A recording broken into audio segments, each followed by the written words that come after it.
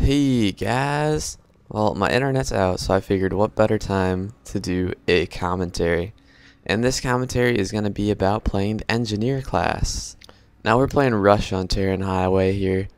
And my first word of advice is to get in the vehicles and get acquainted with their vehicles. Over here we have the AAV Amtrak. And I'm picking my engineer class here. And I'm going for it. Actually, I believe I go for a tank here, but someone jacks it as I walk up to it, so I settle for a Jeep. But anyway, point of case, it's a good idea to get a vehicle, or get in a vehicle, because even if you're not the driver of it, even if you're just a passenger, you could repair it, and you get mad points for repairing stuff. And generally, as long as you pop out on the opposite side of a tank, you could easily repair it while people are RPGing you down, or SMAWing, or javelining, or whatever explosive doohickey they have.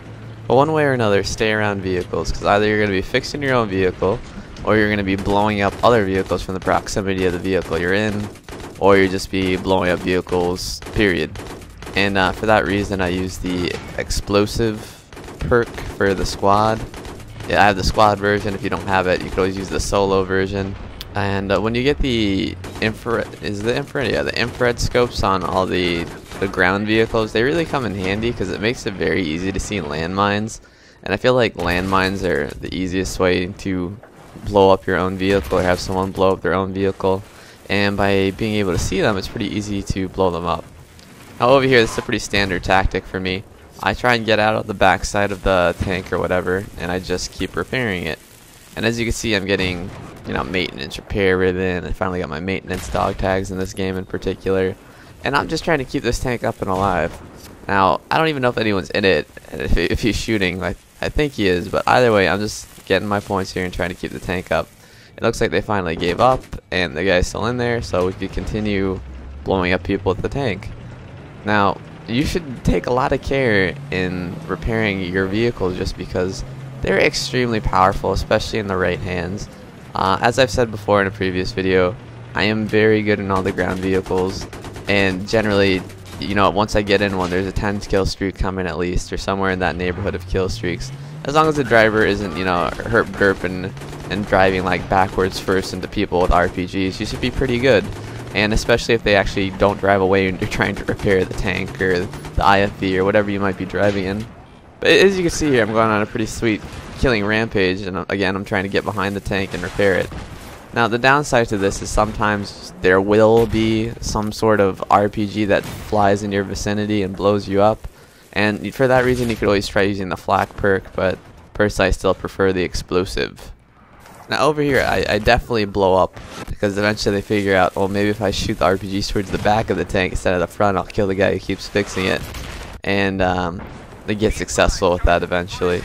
But as you can see, I'm just racking up the maintenance efficiency ribbons. So I'm getting lots of points there, and I'm helping out my team by trying to keep this thing alive. But eventually I hop in just to see if I could survive a couple more rocket strikes, but it blows up.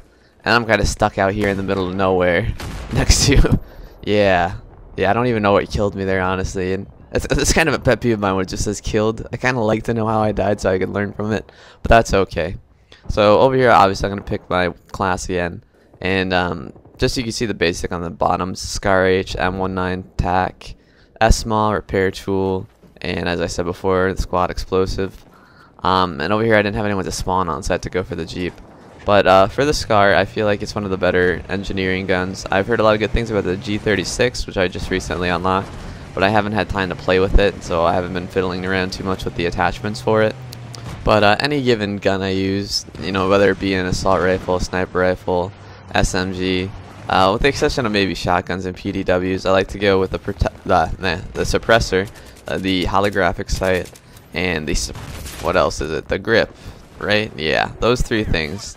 Those make for the superior weapon for me. Maybe you have a different preference. If you want a little more zoom, you can go 4x scope, 6x scope, or whatever. And every now and then I'll swap over to the infrared scope, just because there's a few maps where there's a lot of windows and you want to be able to see who's shooting at you from what window from far away so they don't continue picking you off. And I believe I actually do that in this map, and I go ahead and I grab the infrared scope just because it's one of the nighttime maps, so sometimes it's harder to see people in windows. And I don't know how much I'm gonna talk in this video just because it's 20 minutes long, so I may either edit it or I may cut out certain parts, which is the same as editing, or I might just put some sweet music in it, one or the other. But I just want to give you guys a feel for how I play the engineer class. As you can see, there's a lot of guys who like to spam RPGs, or maybe that's just a rocket launcher silo thingamajigger. But and I got pretty lucky here. I actually dodged 3 of them. They all come extremely close to me, but somehow I managed to get away from those. But you always want to make sure that if someone is shooting RPGs at you, generally it's better to drive straight at them than kind of strafe your vehicle, because your whatever vehicle you're in matter of fact, actually takes more explosive damage from the back and sides than in the front. So if an RPG hits you from the front, you're going to take, I think, 20% damage, you know, given your vehicle has 100% health. If you take a hit from the side, it's 50%, and from the back, I believe it's 60. So it's somewhere in that neighborhood. But the point is, don't drive your vehicle backwards into people, because it will blow up in 2 shots, as opposed to the front where it will take 3 to 4, or the side where it will take 3. And I know I end up picking up the infrared primarily because I continue having no one to spawn on, and I'm spawning back at our spawn, and there's no vehicles there, so I have to make this super long sprint all the way back to get into action. And just some facts about the engineer class. If you have the AT mines, you could drop a large number of those. I think it's like somewhere in the 20s or 30s without them actually stopping being able to be placed. So you could, you know, make a pretty substantial area of landmines, and then when you die, those landmines remain wherever you were. So you go ahead and have ridiculous fun with just throwing them all over an area, and if you're playing on defense, watching tanks blow up cluelessly, just because it's really difficult to see them unless you have the infrared scope, especially on nighttime maps again.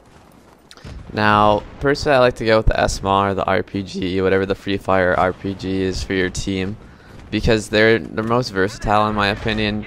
You can shoot them straight at tanks, and you don't have to wait for a lock on, and on top of that, you're able to blow up lots of stuff, and it's always fun blowing up a wall when there's a bunch of people sitting inside there and just killing them all without having to shoot through the wall.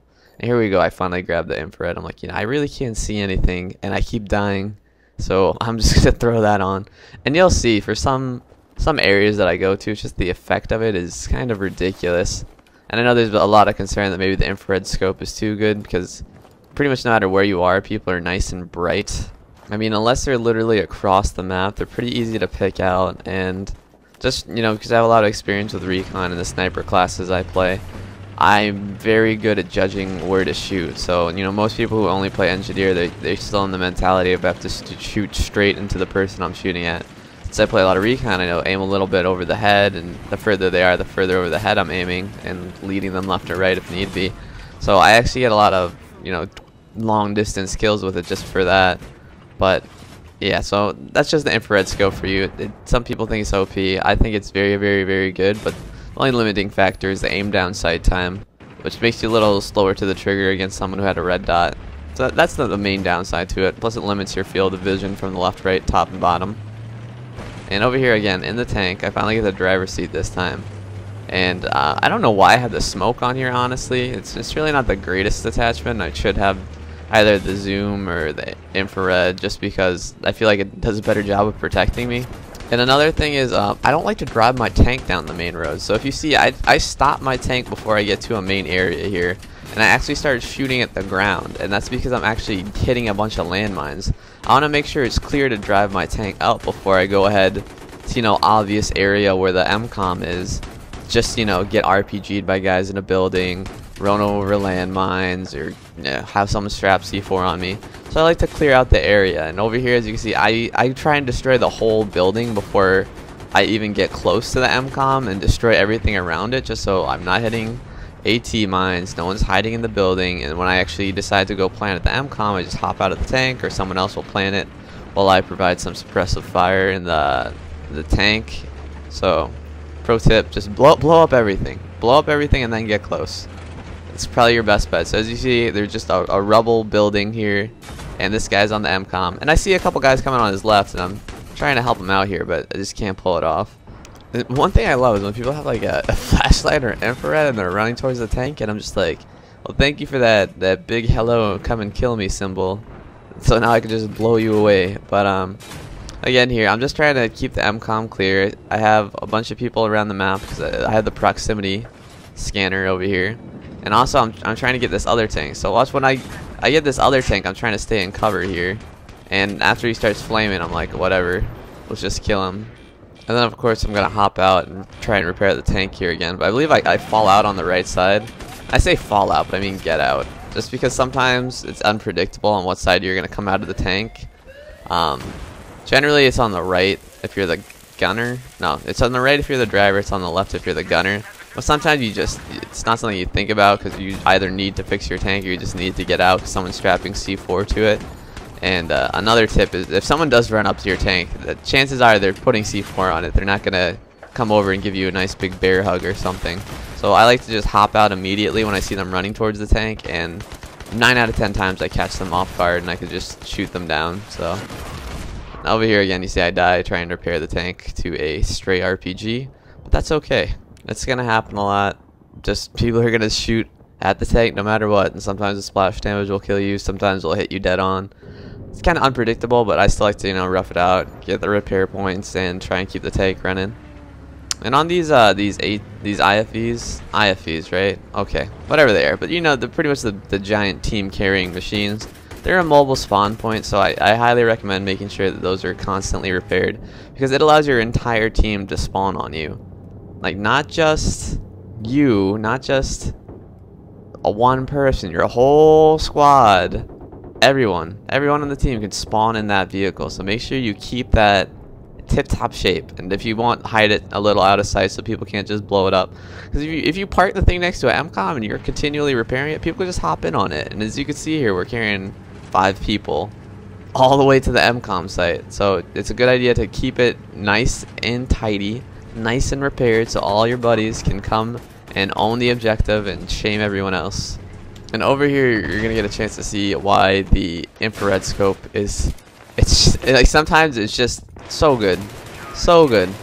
So over here, you know, I'm gonna go ahead and arm the MCOM, and then I'm gonna lay low in this corner and try and pick people off as they come in.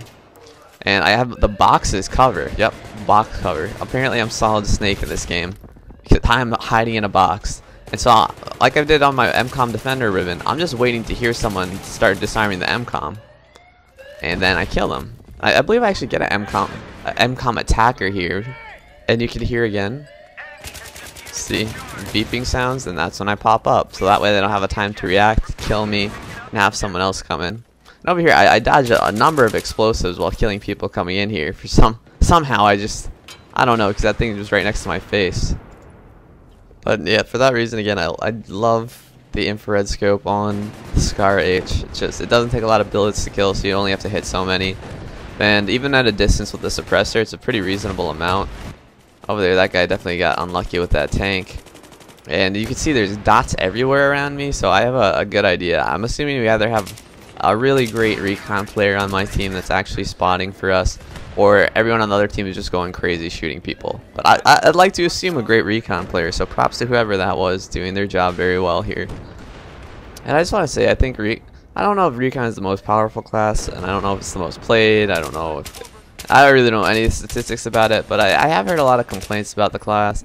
You know, RPG spam is annoying, or the Scar H is too good, or they just RPG everything and they're the only class that has an easy time taking out tanks. But again, as I've said before, I prefer the recon class. I've been starting to play the other classes more now that I've got almost my 2nd service star for recon. So I've got an assault video that I'll probably put out, and I probably will make a support video at one time or another. But I'd like to keep it to the ones that I played the most. So as of now, it's a lot of recon and some engineering, a little bit of assault. I just really started picking it up recently, and I'm starting to get a better feel for it. And of course, support. And everyone hates support because they never give you ammo. That's just the stereotype. I mean, my buddy's been playing support. He's like, oh, the RPK is the best gun ever. And I'm like, yo, bro, can I get some ammo? He's like, hey, let's ammo it up, man. Fucking mow everyone down. So, as I said, it's always good to have a friend who plays the game. It's even better to have a friend who plays the game and has a mic and listens to you and isn't retarded. So, you know, God bless on that. And again, this is a 20-minute video, so I'm not going to spend the whole time talking about just playing engineering. I think I've got most of the highlights, and if anything else pops up to me. Now over here, this is my way of getting ammo. This is my alternative way of getting ammo. You shoot the support guy over and over and stand in front of him until he figures out that you want him to drop ammo. And every now and then it works. I believe I actually get him to do it eventually. But over here I'm pretty much out of ammo, so I'm just trying to S-maul this tank down without dying. And I get a little lucky here because he finally realizes me, but I'm able to blow it up. Of course I'm gonna go back to support. And oh look, could it be he finally dropped an ammo box? And this is just it's the pistol of approval, as I like to call it. And you know, if you stand around a support guy long enough and he doesn't die, chances are eventually you'll get some ammo. Eventually, I hope. I don't know, because my #1 offender for me is when I play recon, just because you don't get it. I'm not gonna say you get a lot of ammo. You get a pretty substantial amount, but if you know you're just you're just mowing people down from across the map, sometimes it takes quite a bit of shots. And just some other fun facts: your repair tool could also be used to damage enemy vehicles, but it's really not a substantial amount of damage, so I don't bother pulling it out when I'm close. I'd rather pull out the RPG or S-maul. And you could also use it to kill people, but it also takes a ridiculous amount of time. So essentially it's even more embarrassing than being knifed if you kill someone with it.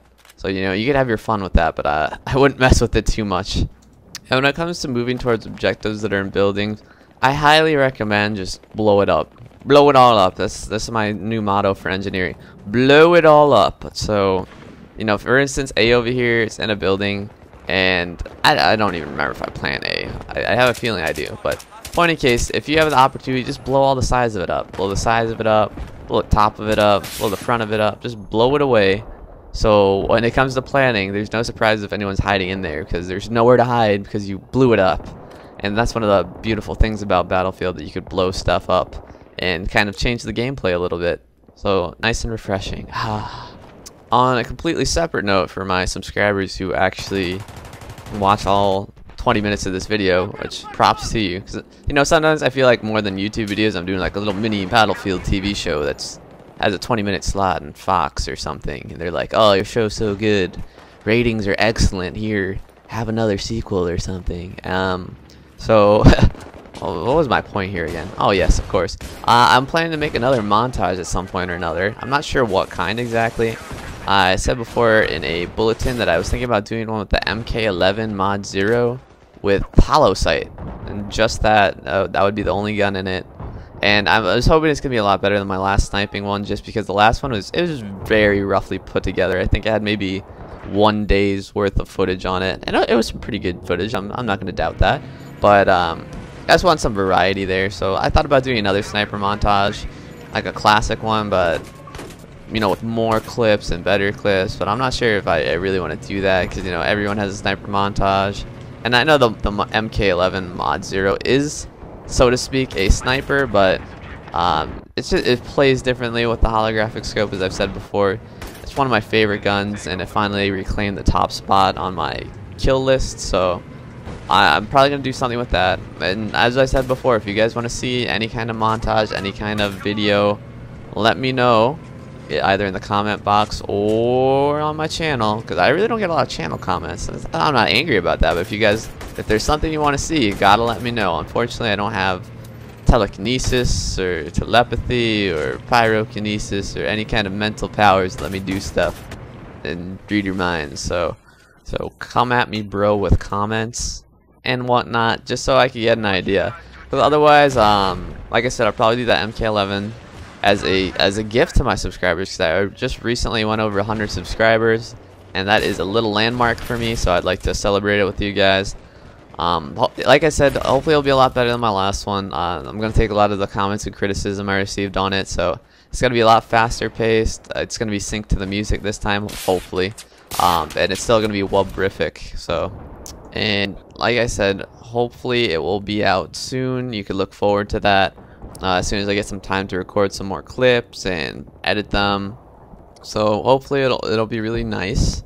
And this game is about to come to an end quite soon, and my team did a really great job here. Like I said before, we actually had Yeah, we had support guys giving me ammo. We had recon guys spotting. I was taking care of vehicles as best as I could, and I get a couple plants here. So it was a great game, great team to play with, and I was very happy about that. But you know, engineering class, very great. It's very versatile, especially when you have vehicles on the map, which is essentially every map except Operation Metro. So Operation Metro is the only map you're kind of not gibbed, but actually, yeah, you're pretty gibbed. So hope you guys learned something from this. If you have any more questions, go ahead and ask. I'll do my best to answer them. And like I said again, I'll have more class tutorials coming out.